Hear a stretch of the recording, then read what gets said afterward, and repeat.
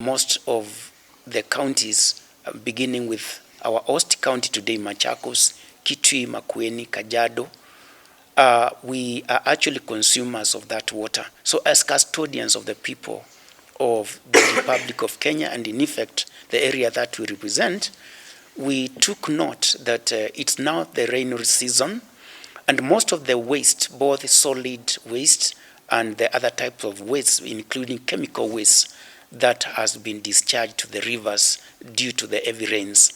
And today we decided to call upon all people who have a responsibility, including the citizens, to desist from polluting that river, even as we look forward to coming up with a good plan on how to clean up the river, not ourselves, but in conjunction and collaboration with the other stakeholders. We are also appealing to citizens, because from our facilitation that we received from the water management authorities today, we had invited experts. We realized that it is only the ground surface water that can be helpful and useful to us as humans. So we are requesting those that are letting water to flow to make an effort to tap into that water, to save that water, to store that water, because that is the water that can help in alleviating the water shortage. So that is what we agreed upon, and we are calling also the regulatory authorities to continue discharging their mandate, especially the county government of Machakos.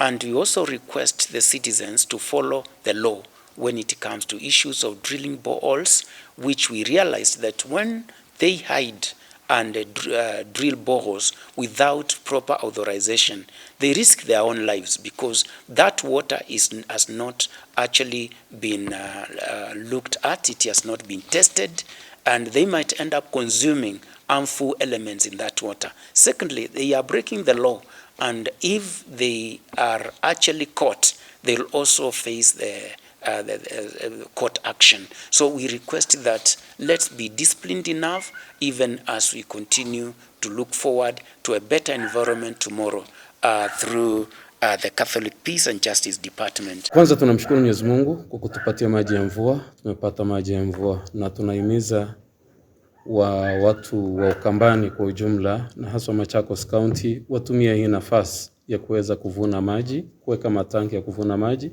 kwa sababu maji mengi yanateremka yanaenda sehemu za baharini, na bahari haihitaji maji. Kwa hiyo maji wavune maji, waweze kuwa na matanki ya kuvuna maji. Tumeshaona ya kuwa kama leo ni Thursday, watoto hawakwenda mashule.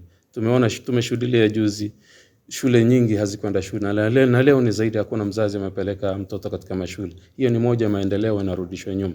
Tumeona uvamizi wa mali, hasa za former president wetu Uhuru, mali yake imeweza kuvamiwa na kuchukuliwa. Hicho si kitendo kizuri, ni kitendo ambacho kwamba ni kibaya. Ndio sisi tulisema kuanzia mwanzo ya kuwa maandamano tunayofanya ni maandamano hayana amani.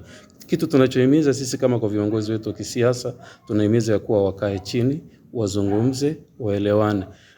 Watoto kutokwenda shule, mali za watu kuharibiwa, magari, mali za hata waandishi wetu wa habari wamepata threat kutaka kumalizwa na kuumizwa, wamenyang'anywa vyombo vyao vya kazi. Hii ni hali ambayo kwamba mbaya katika nchi hii yetu, kwa sababu tunaamini ya kuwa hakuna maandamano tunayofanya ya amani.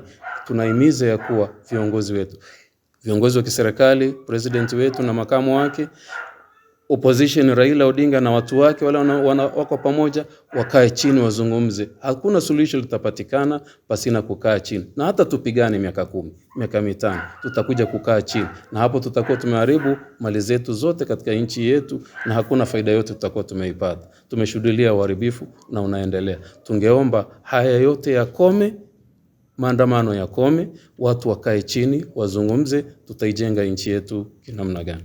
We cannot have that good life when people are losing lives in these protests. So we are still calling upon the protesters and the government to come together. We are not saying that any of them is right or wrong, but we are saying they need to dialogue. Why? Because as each one of them says they can't dialogue with each other, property is being lost, and we have already lost some lives. Businesses have actually been grounded, And even if they have nothing political to talk about, let them talk about how do they stop destruction of property?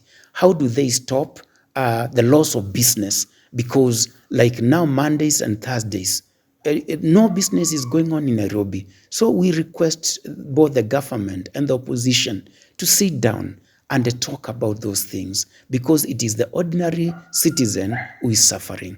We also request the government to take care of property, because they have the instruments, so that we don't see continued destruction of property. And the police should also practice restraint, because when we hear about the use of live bullets, at least that is not within the law. And also the protesters, when you hurl back a canister to the police, you are escalating the situation. So the protesters, if they have to protest, they should be peaceful. We had earlier on said the opposition should have used other means to look for justice. The last thing we had was about a court case. If they were not satisfied, they would have gone to maybe East Africa Court of Justice, or even to the International Court. But now the protest way is not the best way to go about it, and the government should also be willing to talk.